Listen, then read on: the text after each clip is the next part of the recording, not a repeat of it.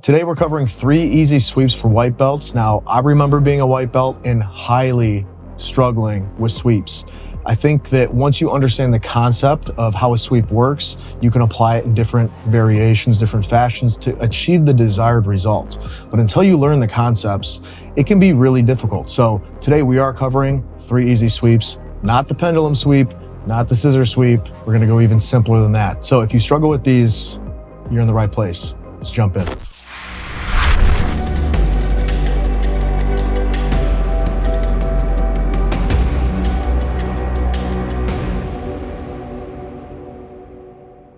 In our first 2 examples, our opponent is standing and we are on the ground, essentially in an open guard variation.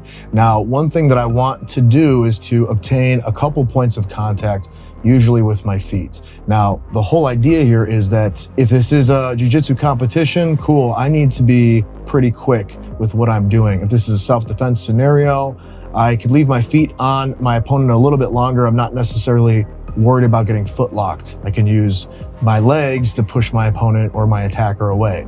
But we're not talking about the street. We're talking about in the jiu-jitsu gym. So as you can see in this first example, sweep number 1, I am in open guard. I begin to obtain my 2 points of contact with my feet on my opponent. Usually what I like to do is place one foot on my opponent's same side hip and my other foot hooking the shoelace section of my foot in the knee pit of their same side leg. This setup allows me to pull my opponent towards me with the hook on his leg and also push him away with the foot on his hip. Now, you get bonus points if you can also obtain a wrist grip. Now, this wrist grip will be important because once he falls, once you sweep him, you're going to hold his wrist and allow his falling movement to pull you up. So in a tournament scenario, you do need to make sure you come up to get your 2 points. And the wrist grab is perfect for that. So as you can see in this example, the hand that's on the same side as my body, as the leg that's hooking behind his knee pit, is the hand that grabs his wrist. My other hand, which is parallel to the leg that's pushing off his hip, grabs for his ankle. Now that I have all of my points of contact established, I am pressing forward with the foot that's on his hip. I am isolating the leg with my hand that's grabbing around his ankle, not necessarily pulling, but isolating. And the foot that's hooked into his knee pit is pulling towards me. This pushes his body out of balance because it moves his hips so far beyond his heels that he can no longer stand up. And as he begins to fall, I keep my grip on the wrist and use his momentum falling to help carry me up to a dominant position. The wrist grab makes this much easier, but as you begin to progress and develop, you won't necessarily always need it. Although, even at brown belt, after 9 years of training, I still prefer the wrist if I can get it. So as you can see, there's not a lot of room for error here. As long as you have all of your points of contact set, this is going to be fairly simple to complete. So if you're not working this one yet, I highly recommend you add it. I want to take a second to give my sponsor, X Martial, a shout out. Now, I've been doing jiu-jitsu a long time, almost a decade, 9 years. And I can tell you that when you find high quality no-gi gear, it's gold. This stuff is thick.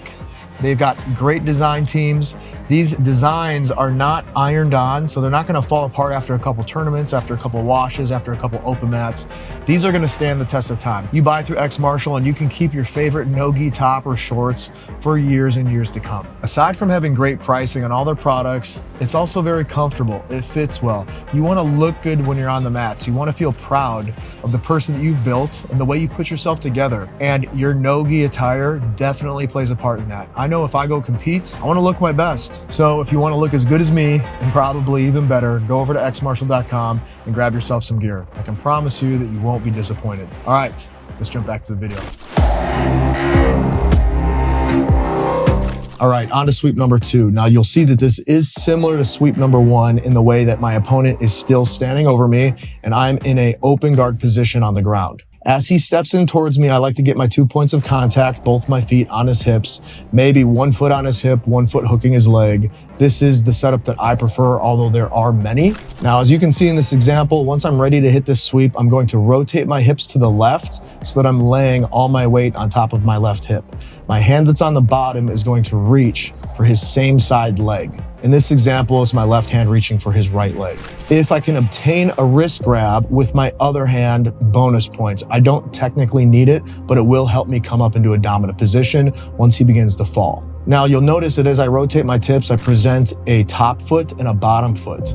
My bottom foot, or my bottom leg, will drop and kick backwards towards his other leg, while I'll position my top foot just under his belly button or on his hip girdle. And a landmark that I look for is that my toes are facing in the same direction that my belly button is pointing. So if my belly button is facing to the left, that's exactly where my toes are facing. Now from here, I'm isolating or preventing movement with my left hand grabbing his ankle. My left leg will then kick backwards towards my butt, almost like I'm running, while at the same time, my right foot will press into his hips. Again, just like in the first example, pushing his hips so far beyond his heels that he can no longer keep his balance. And as he begins to fall, if I was able to get that wrist grab, I'm going to use his weight or his momentum to pull me up to my base. In my opinion, this second sweep is a little more difficult than the first sweep, only because there's a hip rotation element, which can be difficult for newbies, but just understand that with some practice and some mistakes, you're gonna do just fine. So if you're not training this one, if you're not repping this one,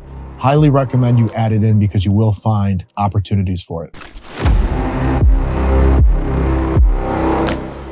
Last but not least, sweep number 3, which is a half guard sweep and probably the most simple sweep you can do from half guard. Now, if you've been watching this channel for a while, you may know that I'm not the biggest fan of half guard. Some people love it and there's a lot of great opportunities there. I still like to practice certain parts of it because there are opportunity. And this is one of those. I learned this one very early on and it's always been really effective. And on top of being effective, it's also just very, very easy to do. Now, as you're gonna see here when I show the example, my opponent or training partner is in my half guard. Now, if you've never used half guard, you don't understand the purpose of it, that's fine, because sometimes you may just find yourself falling into this position, especially as a white belt, and you're in a scramble, maybe against a higher belt. It's not uncommon to end up here. So it's always good to have some options, even in unfamiliar territory. So as you can see, as we roll the example, he is in my half guard. This sweep is as simple as taking my top side leg and putting my foot on his diaphragm or chest. Now from here, all I'm doing is kicking his weight back, essentially taking his shoulders and putting them past or over his hips in a way that's impossible for him to maintain his balance. Now, as he falls backwards, I begin to sit up. And if this was a tournament, I'd get my points for my sweep. Now, what I want you to focus on with this sweep is that when your foot touches his chest, you go. You're not putting your foot there and leaving it so that he has opportunities to attack your ankle or your leg. Once you retract that top side leg and your foot makes contact, it's a kick and it's a sit-up. It's very quick. You're not giving him any opportunity to grab onto you. Now, one of the nice things about half guard is that you're using your top side leg as a knee shield, which allows you to push his body weight away from you. But you also can use the shoelace section of that foot attached to his knee shield as a hook on his back to pull him in closer to you if you want to close the distance. I can also utilize my hands, especially my top side hand, to help maintain his distance as well, whether I want to bring him in closer to me and then maybe I can get a collar tie, or I can push him away alongside with my knee shield. The reason I'm giving you this information is because oftentimes when I see new white belts play with half guard, they become very static and stationary, and that's just because you don't necessarily know what to do. If you're not managing your opponent's posture or the distance between you and your opponent when in half guard, you're giving him opportunities. And even though not all of that may make complete sense to you right now, I want you to put it in your back pocket and save it, because eventually it will make sense. So as you can see, it's fairly simple, it's very effective, and as long as you're not leaving your foot on their chest or diaphragm for too long, you're also pretty safe, which is great. Those are 3 very easy sweeps that you white belts can start trying now. It'll help you learn the concepts of sweeps, which will help you learn further into the future. If you guys have any other sweeps that you like to hit, especially simple ones as white belts, drop them in the comments. I always like to say that I'm not the only teacher here and always appreciate your guys' comments. With that being said, you know how we like to end them, sometimes backwards, always forwards. I'll see you in the next one.